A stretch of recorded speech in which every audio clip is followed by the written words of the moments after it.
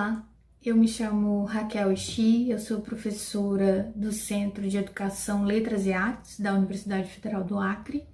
E antes de iniciar, eu gostaria de agradecer o convite da professora Alba Pessoa, que atualmente coordena o GT Mundos do Trabalho, Seção Amazonas, e parabenizar a iniciativa de realizar durante esse período de pandemia essas séries temáticas que abordam pesquisas sobre a região amazônica.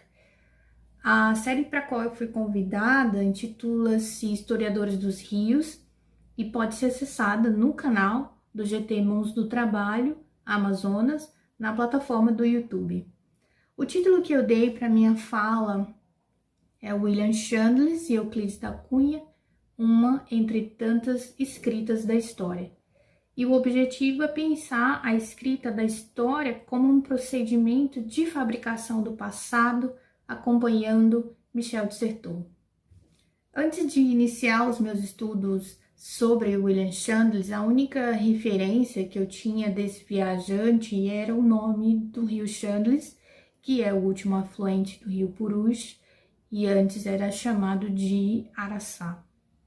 Hoje o nome William Chandless ele já é mais comumente associado ao Parque Chandless, que é uma área de proteção ambiental que corresponde a 4% do território do estado do Acre, e uma escola também dentro do parque que leva esse nome. A história sobre esse sujeito, ou a escrita sobre esse sujeito, ou essa narrativa que nos chega a respeito desse viajante, é marcada tanto por uma certa invisibilidade, se compararmos a visibilidade de outros viajantes britânicos que escreveram relatos de ciência sobre a Amazônia, quanto por uma percepção que eu estou chamando de euclidiana.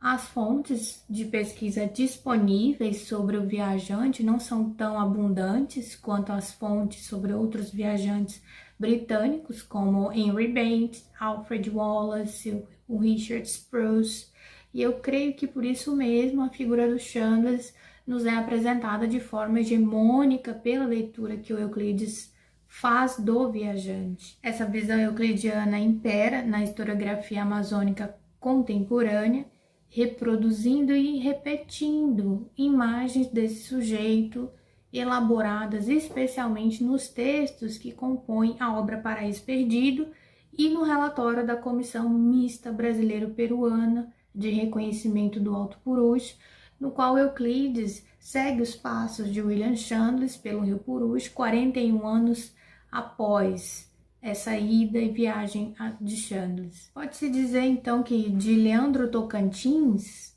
até as páginas do Wikipédia, a definição de quem é esse sujeito encontra qualificações como sendo geógrafo, engenheiro, comissionado pela Real Sociedade de Geografia de Londres, e é essa visão que predomina na escrita da história desse viajante dos rios da Amazônia.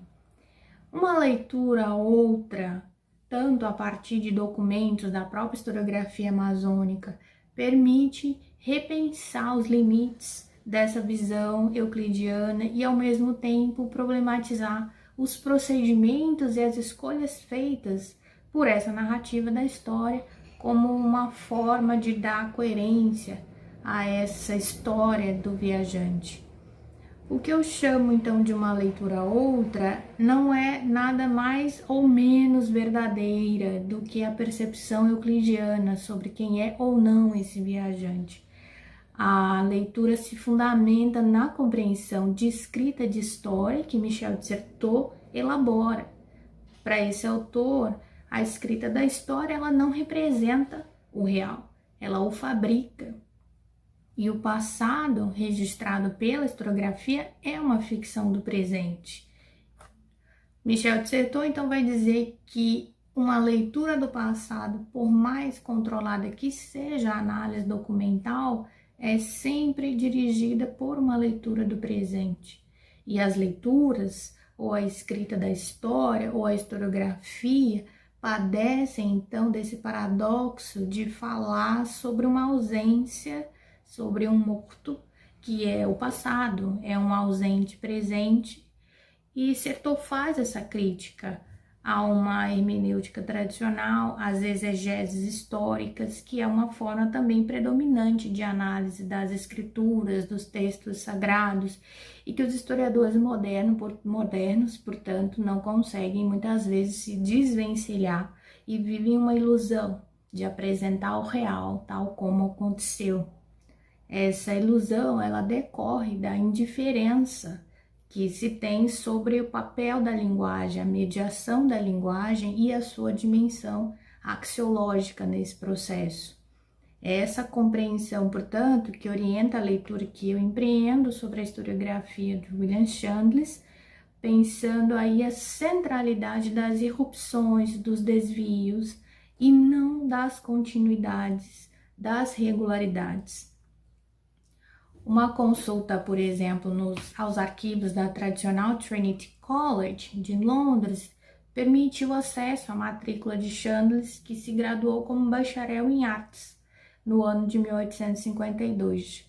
A mesma instituição concedeu ao viajante o título honorífico de mestre em artes no ano de 1855, e em um artigo de Edwina Snow, publicado no ano de 1986, dá conta de aspectos mais pessoais da vida de William Chandless. Dentre eles, a indicação de que após 2 anos estudando para manter a tradição familiar na advocacia, Chandless decide abandonar essa carreira e aventurar-se em viagens pelo continente americano. Nas atas de reuniões da Sociedade de Geografia, publicadas nos anos de 1866-67, nós encontramos o registro da fala reportada do presidente da sociedade, à época, o Sir Roderick Murchison, que afirma ao mesmo tempo que exalta William Chandless que o viajante percorreu a Amazônia sem qualquer financiamento institucional ou missão designada previamente, ao contrário do que afirma Euclides da Cunha. Chandless ele falece em Londres devido a uma inflamação nos pulmões aos 67 anos, no ano de 1896. Entre 1861 e 1868, ele fixa residência na cidade de Manaus, à época cidade da província do Amazonas. Mas as suas viagens pelo continente iniciam-se em 1855, na América do Norte, quando convive por 2 meses com um grupo religioso de mormons. E essa vivência que vai render ao viajante a sua primeira publicação de relatos de viagem, intitulado A Visit to Salt Lake, na forma então de um livro, no ano de 1857, pela editora de ninguém menos que Charles Darwin, a Smith Elder Publishers, que já havia publicado os 5 volumes da Zoology of the Voyage of the Beagle nos anos de 1840. Esse relato tem grande repercussão entre o público em geral, exatamente pela intermediação editorial, rendendo aí várias edições e traduções. O público amplo, leigo, tem acesso a esse material. No entanto, os relatos sobre os rios percorreram dinâmicas diferentes de acesso ao público.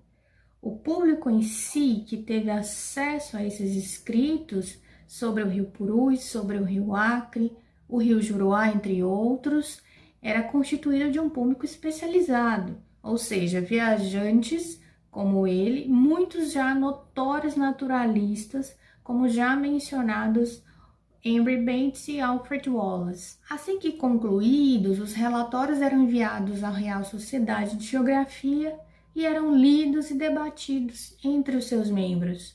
O registro da publicização das, entre aspas, descobertas de Chandless se dava na forma de atas publicadas anualmente pela sociedade.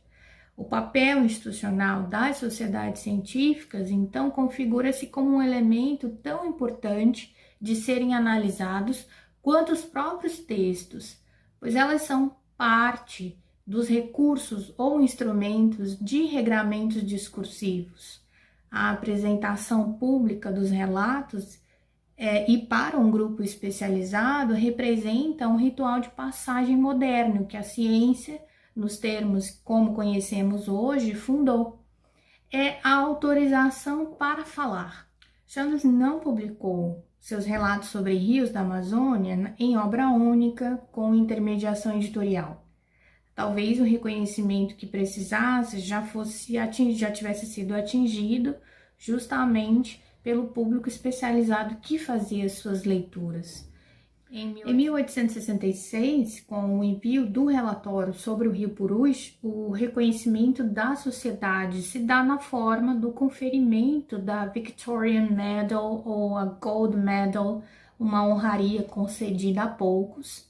E é interessante observar que até esse ano o viajante sequer era considerado um membro oficial da sociedade. A sua afiliação, ou seja, como fellow, apenas ocorre após a repercussão positiva da sua viagem ao Rio Purus, mesmo ele já tendo enviado um relatório sobre a sua viagem ao Rio Arinos, Juruena e Tapajós, publicado nos Anais da Sociedade no ano de 1862. O que significa dizer, ao contrário do que diz Euclides, que seria bem pouco provável que uma sociedade científica comissionasse um não sócio para solucionar qualquer questão obscura envolvendo comunicação de rios amazônicos. Como já dito, essa é apenas uma leitura sobre o viajante e suas viagens.